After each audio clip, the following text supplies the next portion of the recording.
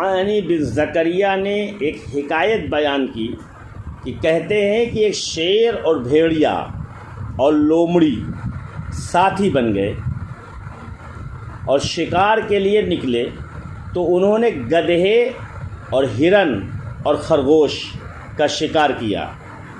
تو شیر نے بھیڑیے سے کہا کہ شکار کی تقسیم تو کر دے۔ تو اس نے کہا کہ یہ تو بالکل کھلی ہوئی بات ہے کہ گدھا تیرا ہے اور خرگوش ابو معاویہ یعنی لومڑی کا اور ہرن میرا۔ تو شیر نے پنجہ مار کر اس کی کھوپڑی جدا کر دی۔ پھر لومڑی کی طرف متوجہ ہوا شیر، تو اس سے کہا